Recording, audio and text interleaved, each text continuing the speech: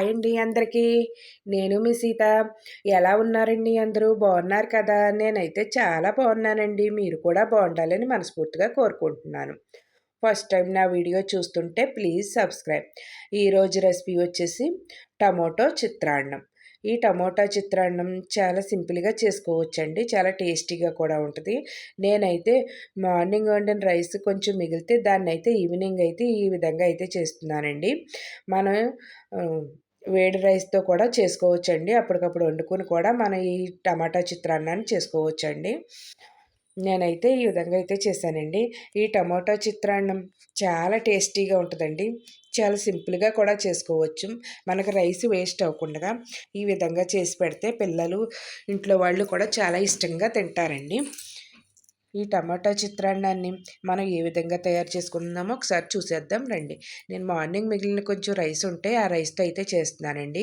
ఏదైతే ఒక గిన్నెతో అయితే ఇలా తీసుకుని పక్కన పెట్టుకున్నాను.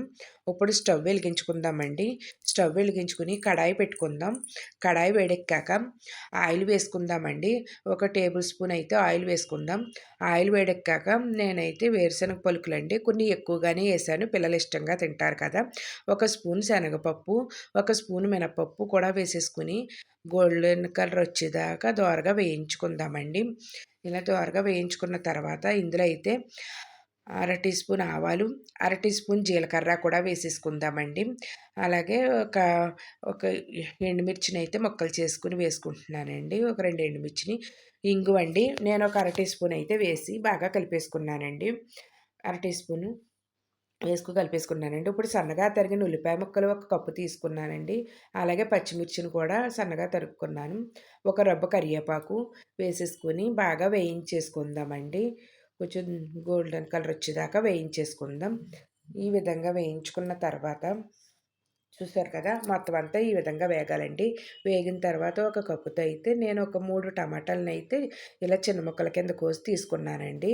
అవి కూడా ఈ టమాటా ముక్కలను కూడా వేసి మగ్గించేసుకోవాలండి. బాగా కలిపేసుకుని మూత పెట్టుకుని మగ్గించుకోవాలండి. మనం ఈ టమాటా చిత్రాన్నానికి టమాటా ముక్కల్ని కొన్ని ఎక్కువగానే వేయాలండి. అది ఎక్కువగా వేస్తేనే దాని టేస్ట్ అయితే బాగుంటుంది. ఇలా మగ్గిన తర్వాత మళ్ళీ ఒకసారి కలిపేసుకుని కొద్దిగా సన్నగా తరిగిన కొత్తిమీరని అయితే వేసేసుకోవాలండి.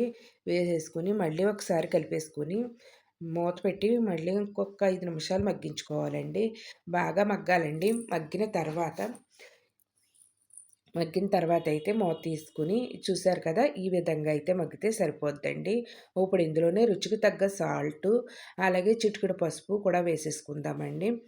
ఈ పసుపు వేసేసుకొని ఇందులో 1 స్పూన్ కారం, 1 స్పూన్ కారం అలాగే బాగా వేయించేసుకోవాలండి. కారం వేసుకుని ఇలా వేయించేసుకున్నాక మొత్తం అంతా వేయించేసుకున్నాక ఇప్పుడు రైస్ని పక్కన పెట్టుకున్నాం కదండి. ఆ రైస్ని అయితే ఇందులో వేసి కలిపేసుకోవాలండి.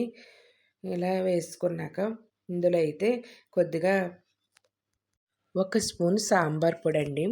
అలాగే పచ్చి కొబ్బరిని కూడా ఒక 2 టేబుల్ స్పూన్లు అయితే వేసుకుందామండి. పచ్చి కొబ్బరి, సాంబార్ పొడి వేయడం వల్ల ఈ చిత్రాన్నం చాలా టేస్టీగా అయితే ఉంటుందండి.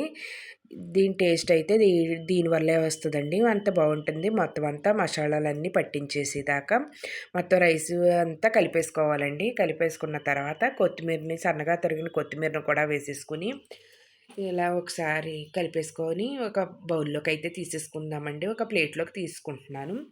ఇలా ప్లేట్లోకి తీసుకోవాలండి. ఎంతో టేస్టీగా ఉండే సింపుల్ రెసిపీ అండి ఇది. పిల్లల లంచ్ బాక్సుల్లో కూడా చాలా ఈజీగా చేయొచ్చండి ఈ టమాటా చిత్రాన్నాన్ని. నా వీడియో మీకు కానీ నచ్చితే మీ ఫ్రెండ్స్కి, రిలేటివ్స్కి షేర్ చేయండి. ఈ వీడియో చూసి లైక్ చేయండి. ఈ రెసిపీని ట్రై చేసి నాకు కామెంట్లో చెప్పండి ఎలా ఉన్నదన్నదని. ఈ వీడియో చూసిన తర్వాత లైక్ మట్టుకు చేయటం మర్చిపోవద్దండి. మీ ఒక్క లైక్ వల్ల నా వీడియోలు ఇంకొంతమందికి షేర్ అవుతాయి. బాయ్ అండి. నెక్స్ట్ వీడియోలో కలుసుకుందాం.